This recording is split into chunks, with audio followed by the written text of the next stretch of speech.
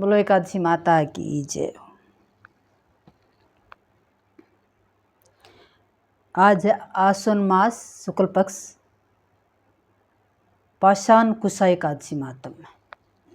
जय एकादशी माता की जय। युधिष्ठिर बोले कि हे भगवान, आश्विन मास की शुक्ल पक्ष की एकादशी का क्या नाम है और तथा इस व्रत के करने से कौन कौन से फल मिलते हैं, सो सब कहिए। उस पर श्री कृष्ण भगवान बोले कि हे राजन, आश्विन मास की शुक्ल पक्ष की एकादशी का नाम पाषाण कुशा है और इसके व्रत करने से समस्त पाप नष्ट हो जाते हैं। इस एकादशी के दिन मनोवांछित फल की प्राप्ति के लिए श्री विष्णु भगवान की पूजा करनी चाहिए। जो मनुष्य कठिन तपस्याओं के द्वारा फल प्राप्त करते हैं वह फल इस एकादशी के दिन अक्षीर सागर में शेषनाग पर शयन करने वाले विष्णु भगवान को नमस्कार कर देने से मिल जाता है। जो मनुष्य शंख चक्रधारी विष्णु भगवान की शरण में जाता है उसे यम यातना नहीं मिलती। जो पापी मनुष्य अनायास इस एकादशी का व्रत करते हैं उन्हें यम के दुख नहीं मिलते। जो विष्णु भगत शिव जी की निंदा करते हैं अथवा जो शिव भगत विष्णु भगवान की निंदा करते हैं वे दोनों नरक को जाते हैं। जो शिव भगत हैं वो विष्णु की निंदा नहीं करनी चाहिए और जो विष्णु के भगत हैं वो शिव की निंदा नहीं करनी चाहिए। दोनों एक ही हैं, सबकी पूजा समान है। 1000 अश्वमेघ यज्ञ और 100 राजसूय यज्ञ का फल इस एकादशी के व्रत के फल के 16वें हिस्से के बराबर भी नहीं होता।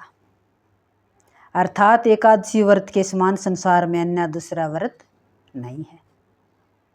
एकादशी के समान विश्व में ऐसी पवित्र तिथि नहीं है। इस एकादशी के व्रत से मनुष्य को स्वस्थ शरीर और सुंदर स्त्री तथा धन धान्य मिलता है तथा अंत में स्वर्ग की प्राप्ति होती है। जो मनुष्य इस एकादशी के व्रत में रात्रि को जागरण करते हैं उन्हें बिना किसी रोग के स्वर्ग मिलता है। जो मनुष्य एकादशी का व्रत करते हैं उन्हें के मातृपक्ष के 10 पुरुष और पितृपक्ष के 10 पुरुष और स्त्री पक्ष के 10 पुरुष विष्णु का वेश धारण करके तथा सुंदर आभूषणों से युक्त होकर गरुड़ पर सवार होकर विष्णु लोक को जाते हैं।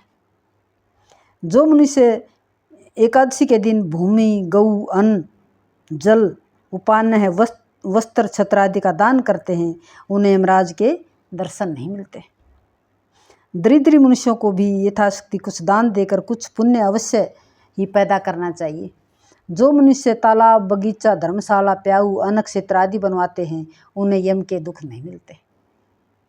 वह मनुष्य इस लोक में स्वस्थ दीर्घायु वाले तथा धन धान्य से पूर्ण होकर सुख भोगते हैं तथा अंत में स्वर्गलोक को जाते हैं।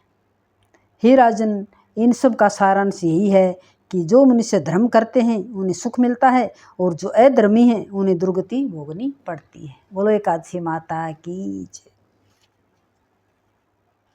तो भक्तों, यही एकादशी मातम आप जरूर सुनना और जैसा बन पड़े व्रत एकादशी का जरूर करना। एकादशी व्रत सबसे उत्तम है।